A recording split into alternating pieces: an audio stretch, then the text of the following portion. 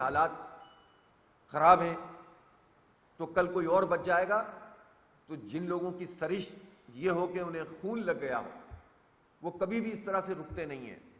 اسرائیل نے تو باقاعدہ جنگ بندی کا معاہدہ کیا تھا اور دوسرے فیز کے مذاکرات جاری تھے، بلکہ امریکہ نے خود حماس سے براہ راست مذاکرات کیے اور اس میں پیش رفت خود امریکی جو ان کے نمائندے تھے ان کی طرف سے سامنے آئی۔ انہوں نے کہا کہ ہمیں بات چیت کرنے میں بہت اچھا لگا، لیکن جن لوگوں نے پیش رفت کی تھی انہیں امریکی انتظامیہ نے سائڈ پہ لگا دیا اور اسرائیل کو یہ اجازت دی کہ وہ نسل کشی کرے۔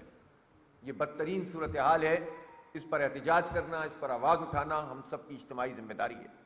جماعت اسلامی مسلسل جو جدوجہد کر رہی ہے وہ سب کے سامنے ہے۔ ظاہر ہے کہ ہم کون سا دعویٰ کر سکتے ہیں کہ ہم نے کوئی بڑا کام کیا؟ ہم احتجاج کر سکتے ہیں، ہم بات کر سکتے ہیں، ہم نے پچھلے 1.5 سال سڑکوں پہ رہ کر احتجاج کر کے، مدد فراہم کر کے، ریلیف کے لیے کام کر کے اپنا کردار ادا کرنے کی کوشش کی ہے، لیکن اب اس وقت صورتحال ایسی ہے کہ جس میں جو ایسی روٹین کی چیزیں اس سے کام نہیں چلتا ہے۔ لہذا ہم نے یہ فیصلہ کیا ہے کہ کل جو یوم احتجاج ہم نے اناؤنس کیا ہے، جمعے کے دن پورے پاکستان میں ملک بھر میں لوگ احتجاج بھی کریں گے، سڑکوں پہ بھی آئیں گے۔ میں پوری پاکستانی قوم سے کہتا ہوں کہ ہر شہر، ہر بستی، ہر علاقے، ہر محلے میں نماز جمعہ کے بعد لوگ سڑکوں پر آئیں اور اپنے فلسطینیوں سے اظہار یکجہتی کریں، اور ساتھ ساتھ یہ کہ یہ جو ہمارے بڑے شہر ہیں جہاں امریکی سفارت خانے موجود ہیں، اسلام آباد میں سفارت خانہ اور باقی جگہوں پر جو بھی کونسلیٹ موجود ہیں امریکی، ہم اس کی طرف بھی مارچ کریں گے۔ لاہور میں، پشاور میں، کوئٹہ میں اور کراچی میں، اسلام آباد میں امریکی سفارت خانے کی طرف مارچ کریں گے۔ ہم تمام لوگوں سے کہتے ہیں کہ اس پرامن احتجاجی مارچ میں شرکت کریں، اور میں حکومت سے بھی کہنا چاہتا ہوں کہ حکومت کو تو اپنا کردار ادا کرنا چاہیے، حکومتی جماعتوں کو اس میں شرکت کرنی چاہیے۔ حکومتی جماعتیں اگر ہیں یا اپوزیشن جماعتیں ہیں، یہ بھی تو انسان ہیں، یہ بھی تو مسلمان ہیں۔ ان کے دل میں فلسطینیوں کی محبت نہیں ہے، ان کے دل میں غزہ کے بچوں سے محبت اور ہمدردی نہیں آتی، ان کو تکلیف نہیں ہوتی جب اس طرح سے جینوسائیڈ کیا جاتا ہے، لاشیں پڑی ہوئی ہیں اور کوئی پوچھنے والا نہیں ہے۔ وہ تو عظیم لوگ ہیں غزہ کے لوگ، کہ اس پہ بھی وہ کہتے ہیں کہ صبر کرو، یہ شہداء ہیں، ہم جنت میں ان سے ملیں گے۔ اور وہ عظیمت کے ساتھ پچھلے 1.5 سال سے اس سفاکی کا مقابلہ کر رہے ہیں اپنی ہمت سے، اپنے حوصلے سے، لیکن وہ امت کی طرف دیکھتے ہیں۔ تو میں حکومتی جماعتوں سے کہتا ہوں، میں اپوزیشن جماعتوں سے کہتا ہوں، پاکستان مسلم لیگ نون سے کہہ رہا ہوں، پاکستان تحریک انصاف سے کہہ رہا ہوں، میں پیپلز پارٹی کے کارکنوں سے کہہ رہا ہوں، میں جے یو آئی کے کارکن ہوں یا این پی کے کارکن ہوں یا جس جماعت کے بھی کارکن ہوں، ان سے بھی کہتا ہوں کہ انہیں بھی تو کوئی اپنا رول ادا کرنا چاہیے۔ یہ کوئی کسی ایک پارٹی کا مسئلہ تو نہیں ہے، سب کو نکلنا چاہیے میدان میں، سب کو احتجاج کرنا چاہیے، حکومت کو اس میں اپنا کردار ادا کرنا چاہیے، اور اگر کوئی صحیح میسج پاکستان کی طرف سے اور افواج کی طرف سے جائے گا تو پوری دنیا میں اس کا امپیکٹ ہوگا، تو وہ کردار ادا کرنا چاہیے۔ اور میں حیران ہوں کہ اس وقت ساری جماعتیں اس چکر میں لگی ہوئی ہیں کہ کسی طرح امریکی صدر کی خوشنودی حاصل کر لیں۔ وہ امریکی صدر کے جو اس وقت مخبوط الحواس، کبھی ایک دن ایک بیان دیتا ہے، کبھی کوئی معاشی بیان دیتا ہے، کبھی کوئی سیاسی بیان دیتا ہے، کبھی کچھ کرتا ہے، کبھی کچھ کرتا ہے، اس سے امیدیں لگا کر بیٹھے ہوئے، اور اس کے نتیجے میں خود پاکستان میں غلامی در غلامی کا جو پورا رواج ہے وہ چل رہا ہے۔ ایک انجمن غلامان امریکہ بنے ہوئے ہیں، ہر کوئی امریکہ کی جو ہے وہ آشیرواد حاصل کرنے کی کوشش کرتا ہے۔ اس طرح تو پاکستان آزاد نہیں ہو سکتا۔ اس لیے میری ان تمام جماعتوں کے رہنماؤں سے بھی یہ اپیل ہے اور یہ مطالبہ ہے، چاہے وہ نواز شریف صاحب ہوں، چاہے عمران خان صاحب ہوں، چاہے وہ کوئی اور جماعت کے سربراہ ہوں، کہ وہ کھل کر امریکہ کی مذمت کریں، کھل کر اسرائیل کی مذمت کریں، اس لیے کہ اس وقت اسرائیل کو جو طاقت ملی ہے وہ امریکہ کی وجہ سے حاصل ہے۔ پوری دنیا میں دباؤ ہے اس کے خلاف، اور خود اسرائیل میں احتجاج ہو رہا ہے کہ یہ کیوں نئی جنگ کی طرف دھکیل رہے ہو ہمیں، لیکن ٹرمپ کی طرف سے، امریکہ کی طرف سے اسے کھلی چھوٹ ملی ہوئی ہے۔ اور جو پچھلی امریکی انتظامیہ نے جن بموں پر پابندی لگائی تھی، 2000 پاؤنڈ وزنی بم، ٹرمپ نے آنے کے بعد وہ ریلیز کر دیے اور وہی بم استعمال ہوئے ہیں۔ تو براہ راست امریکہ اس دہشت گردی میں شریک ہے، اور لوگوں سے جو ہے وہ امریکہ کے خلاف آواز نہیں نکلتی، بات نہیں نکلتی، اس لیے کہ سب امیدیں لگا کر بیٹھے ہوئے ہوتے ہیں۔ اس لیے یہ وہ وقت ہے کہ جس میں پوری قوم کو متحد ہو کر بین الاقوامی جو طاغوت ہے اس کے مقابلے میں بھی کھڑا ہونا پڑے گا، اور اگر اس کے اعلی کار یہاں پر موجود ہیں تو ان کے خلاف بھی کھڑا ہونا پڑے گا۔ میں اس موقع پر یہ ضرور کہنا چاہتا ہوں کہ پاکستان میں ایک لابی اس بات کی کوشش کر رہی ہے کہ حالات کا فائدہ اٹھاتے ہوئے کسی طرح اسرائیل کے ساتھ ساز باز شروع کی جائے، میل ملاقات شروع کی جائے، اور کچھ خبریں سوشل میڈیا پہ چل رہی ہیں۔ میں تحقیق کے بغیر تو کوئی بات نہیں کروں گا، لیکن یہ ضرور کہنا چاہتا ہوں کہ اگر حکومت نے اس کا سوچا بھی کہ اسرائیل کے ساتھ کوئی بات ہو سکتی ہے تو اس کے سنگین نتائج بھگتنے پڑیں گے۔ یہ جو چند لوگوں کو ڈیوٹیاں دی جاتی ہیں، کبھی صحافیوں کو ادھر سے بھیجا جاتا ہے، کبھی کوشش کی جاتی ہے، یہ ایجنڈا کسی صورت میں بھی قابل قبول نہیں ہے۔ یہ قائد اعظم رحمۃ اللہ علیہ نے فیصلہ دے دیا تھا، یہ پاکستان کی اسٹیٹ پالیسی ہے کہ ہم اسرائیل کو تسلیم نہیں کرتے۔ ہم تو حکومت سے یہ بھی کہتے ہیں کہ یہ بار بار دو ریاستی حل کی رٹ لگاتے ہیں، اس میں آپ سے یہ میسج پہ نہ ہوتا ہے کہ آپ اسرائیل کو تسلیم کر رہے ہیں۔ آپ کو کیا ضرورت ہے کہ اس طرح کے جملے استعمال کریں؟ ہمارے نزدیک صرف ایک ہی ریاست ہے اور وہ فلسطینیوں کی آزاد ریاست ہے، جس پر قبضہ کیا اسرائیل نے، جس کو پاکستان نے کبھی تسلیم نہیں کیا۔ پہلے دن سے اس کی مخالفت کی۔ 23 مارچ آ رہا ہے 2 دن بعد، 23 مارچ 1940 کو جو قرارداد یہاں لاہور میں پیش کی گئی تھی، اس قرارداد میں ایک قرارداد پاکستان کے حق میں پیش کی گئی تھی اور دوسری فلسطین کے حق میں پیش کی گئی۔ پاکستان بننے سے 7 سال پہلے ہر مسلم لیگ کے اجلاس میں فلسطینیوں سے اظہار یکجہتی کے لیے قرارداد ہوتی تھی، ان کے حق کے لیے کہ ان کو زمینوں سے بے دخل کیا جا رہا ہے، ان کی آبادی کو جو ہے وہ اقلیت میں تبدیل کیا جا رہا ہے۔ یہ حیثیت ہے فلسطین کی پاکستان کے لیے کہ پاکستان کی تعمیر کے ساتھ ساتھ فلسطین کے حق میں آواز اٹھتی رہی۔ پھر قائد اعظم نے واضح طور پر کہہ دیا تھا کہ یہ اسرائیل جو ہے ناجائز ریاست ہے، پاکستان اسے کبھی تسلیم نہیں کرے گا۔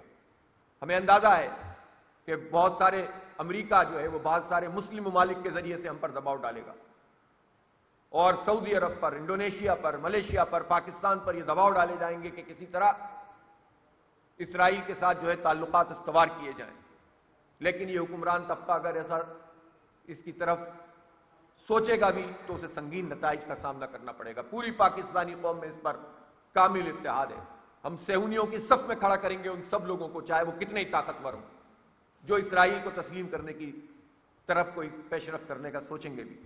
اس لیے ہم یہ سمجھتے ہیں کہ پوری قوم کو یکجائی کے ساتھ اس پر کام کرنا چاہیے۔ ہمیں تو دیکھ کر عجیب سا لگتا ہے جب ویسٹرن ورلڈ میں اتنے بڑے احتجاج ہو رہے ہوتے ہیں، خود امریکہ میں احتجاج ہو رہا ہے۔ امریکی صدر نے محمود خلیل کو جب نکالنے کی بات کی ہے تو آپ دیکھیں کہ پورے امریکہ میں اسٹوڈنٹس احتجاج کر رہے ہیں اور ہر باضمیر انسان ان کے ساتھ کھڑا ہو گیا ہے۔ تو یہ تو پوری دنیا میں ایک تقسیم پیدا ہوگی، ظالموں اور ظالموں کے خلاف آواز اٹھانے والوں کی۔ اس تقسیم کا فائدہ اٹھا کر پوری دنیا میں ہم اپنا پیغام پہنچا سکتے ہیں، بتا سکتے ہیں۔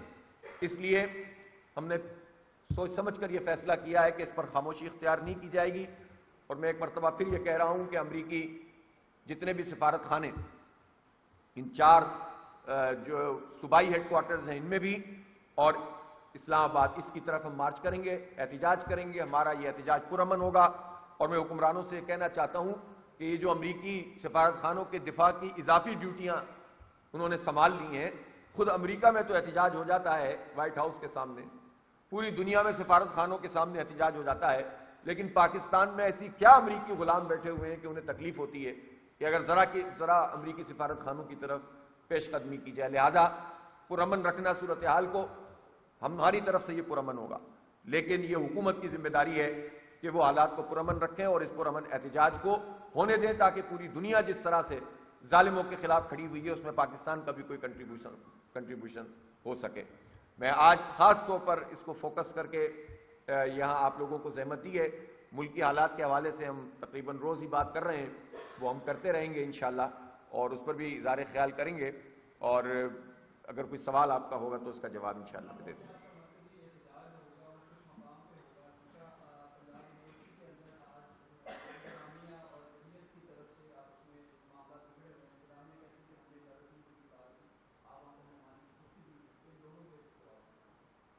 بہرحال یہ چونکہ اس وقت میں نے ملک کے حالات پہ اتنی بات نہیں کی ہے تو میں مناسب نہیں سمجھ رہا کہ اس پہ زیادہ تفصیل سے بات کروں. البتہ دعوت افطار اگر ایک اسٹوڈنٹ جماعت نے رکھی اسلامی جمعیت طلبہ نے تو اس کو روکنے کا کچھ تک سمجھ میں نہیں آتا, اور وہ صورت میں ہونی چاہیے, اور انتظامیہ کو چاہیے کہ وہ ان کو اجازت دیں, اس لیے کہ یہ تو ایک بنیادی آئینی جمہوری حق ہے.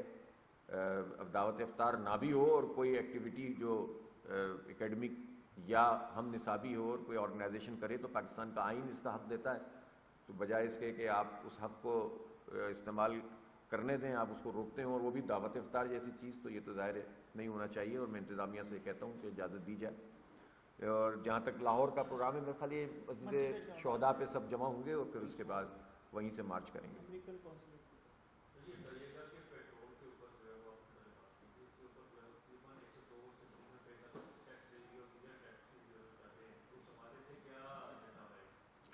پیٹرول کے حوالے سے تو ہم بار بار یہ بات کہہ رہے ہیں کہ اس کے اوپر جو لیوی لگی ہوئی ہے وہ تو ویسے ہی ناجائز ہے اور اضافی ٹیکسز بھی ہیں, اور انہوں نے مزید اس میں 10 روپے کی لیوی کا اضافہ کر دیا ہے.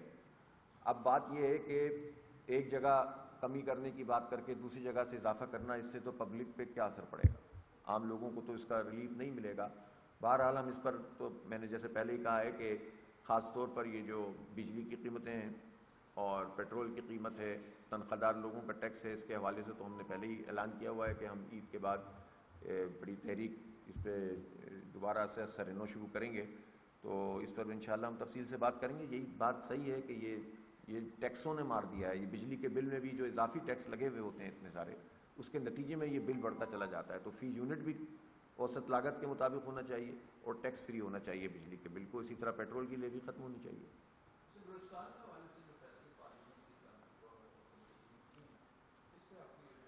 یہ تو لا اینڈ آرڈر کے حوالے سے پورے ملک میں خیبر پختونخوا اور بلوچستان کی جو اس وقت صورتحال ہے, ہم آپ کو معلوم ہے کہ اس پر جماعت اسلامی نے بھرپور اپنا موقف بھی دیا ہے اور ہم نے ایک کمیٹی بھی فارم کی ہے. اس کمیٹی نے اپنی ورکنگ بھی کر لی ہے اور مزید بھی کر رہے ہیں. اور 14 تاریخ کو انشاءاللہ اسلام آباد میں ہم ایک بہت بڑی اسٹیک ہولڈرز پر مشتمل, جس میں بلوچ لیڈرشپ بھی ہوگی اور پاکستان کی قومی لیڈرشپ بھی ہوگی, اور بھی جتنے دو کنسرن لوگ ہیں ان سب کو دعوت دیں گے, اور بلوچستان کے مسئلے کا جو اصل حل ہے اس کو ہم پوری قوم کے سامنے پیش کریں گے. صرف یک رخ طریقے سے چیزوں کو ایڈریس کرنے سے مسائل حل نہیں ہوتے ہیں. بہرحال جو کچھ بھی وہاں پر دہشت گردی ہوئی پوری قوم اس کی مذمت کر رہی ہے, ہم بھی مذمت کر رہے ہیں, لیکن دہشت گردی کے جو روٹ کاز ہیں جب تک ان کو نہیں دیکھا جائے گا اس وقت تک ہم کیسے ان سب مسائل سے نبردآزمہ ہو سکتے ہیں. تو وہ اس پر پورا ہمارا پورا پلان بھی ہے, بات بھی ہے, انشاءاللہ ہم کریں گے. دیکھیں آج ایک تو میرا یہ موضوع نہیں ہے. دیکھیں ایک واضح بات میں نے کی, یہ مذمت کرتے ہیں. اب آپ زبردستی کسی اور کا موقف پیش کرنا چاہیں تو آپ کی مرضی ہے. نہیں میں نے بات کی ہے نا, اب آپ اس کو دوسری طرف کیوں لے کے جا رہے ہیں؟ روٹ کاز نہیں دیکھنی چاہیے کیا کسی چیز کی؟ جب میں کہہ رہا ہوں دہشت گردی کی ہم مذمت کرتے ہیں تو مذمت کرتے ہیں, اور اگر اس کی کوئی روٹ کاز موجود ہیں, ناانصافیاں بلوچ عوام کے ساتھ موجود ہیں, تو اس کو نہیں دیکھنا چاہیے کہ آپ کے خیال میں دیکھنا چاہیے نا. تو میں نے بات جواب دے دیا ہے, کسی اور کے سوالات یہاں نہیں کرنے چاہیے میرے خیال ہے.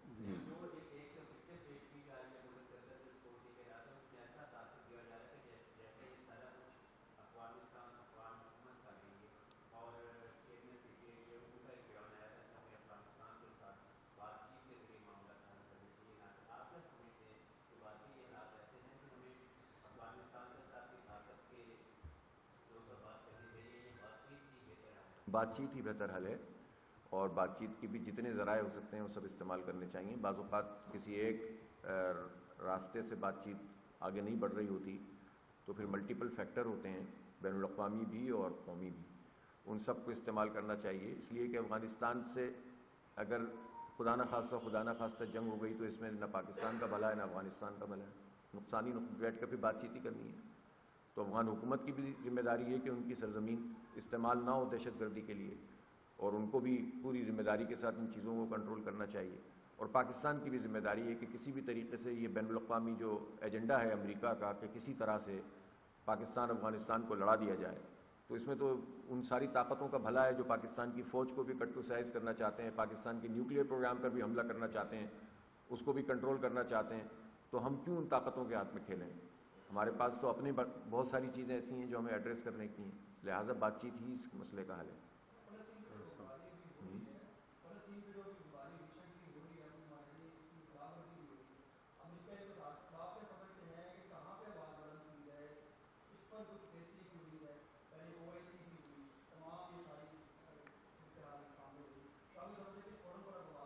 نہیں، ہر فورم پہ آواز اٹھانی چاہیے۔ جو ذمہ داری او آئی سی کی ہے، دیکھا جائے تو او آئی سی نے وہ ذمہ داری تو ادا نہیں کی ہے، نہ صرف بیانات دینے سے اور قراردادیں پاس کرنے سے مسئلہ حل نہیں ہو رہا، وہ بمباری کر رہے ہیں، آپ قراردادیں پیش کر رہے ہیں۔ ہم اتنے مر تو نہیں گئے نا، ہمارے پاس اتنی گزرگاہیں ہیں پوری دنیا کی، دیکھیں 50 طریقے ہوتے ہیں، ان گزرگاہوں پہ اگر طے کر دیا جائے کہ بس اب یہ گزرگاہوں سے کوئی ٹریڈ نہیں ہوگی، پوری دنیا جام ہو جائے گی۔ 70% جو ٹریڈ ہوتی ہے ان علاقوں سے نکلتے ہیں، سوئز ہے ہمارا، اس طرح کا یہ جو وسط ایشیا کے جگہیں ہیں، بہت ایسی جگہیں ہیں، پورٹس ہیں ہمارے پاس بڑے اسٹریٹجک۔ اگر واقعتاً امت مسلمہ میں کوئی بیداری ہو، او آئی سی اپنا رول ادا کرے، تو دنیا کی معیشت 1 مہینہ بھی نہیں چل سکتی ہے۔ لیکن جب آپ یہ رول ادا نہیں کرتے اور وقتی مفادات حکمران طبقہ دیکھتا ہے کہ ہم بس امریکہ کو خوش رکھیں اور ہمارا حساب چلتا رہے، تو اس کے نتیجے میں پھر طاقت ملتی ہے ان سارے ظالموں کو کہ جو ہمیں مزید برباد کرتے ہیں۔ اس لیے اس میں آگے بڑھ کر پاکستان کو، اس لیے میں بار بار ہم کہتے ہیں، ہم نے جو ملکی سطح پر بھی اے پی سی ہوئی تھی اس میں بھی کہا تھا کہ پاکستان اس میں پرو ایکٹیو رول ادا کرے، آگے بڑھے، جمع کرے سب کو، افواج کو بھی جمع کرے، ایک بہت واضح میسج دے اسرائیل کو۔ اس میسج دیے بغیر وہ نہیں رکے گا۔ تو یہ ہے، البتہ جہاں تک یہ بات ہے کہ دیکھیں، نہ پہلے کسی نے مدد کی نہ اب کوئی مدد کر رہا ہے، لیکن اللہ تعالیٰ نے غزہ کے لوگوں کو وہ طاقت دی ہے ایمان کی کہ جس نے اتنی بڑی طاقتوں کا مقابلہ وہ آج بھی کر رہے ہیں، وہ آج بھی حوصلے کے ساتھ ان سے یعنی لڑتے بھی ہیں جو وہ کر سکتے ہیں، اور مذاکرات بھی پورے وقار سے کرتے ہیں، قیدیوں کا تبادلہ بھی پوری عزت کے ساتھ کرتے ہیں، اور پوری دنیا کے سامنے انہوں نے میسج دے دیا ہے کہ انسانیت دوست کون ہے اور انسانیت دشمن کون ہے۔ تو حماس ایک انسانیت دوست ایک تحریک کی صورت میں پوری دنیا کے سامنے آئی ہے، جبکہ اسرائیل ایک دہشت گرد اور تمام معاہدوں کی پامالی کرنے والی ریاست، اور امریکہ اس کا پشتیبان دہشت گردی میں شریک طاغوتی ملک بن کر سامنے آیا ہے۔ بہت شکریہ۔ بہت شکریہ جی، جزاک اللہ۔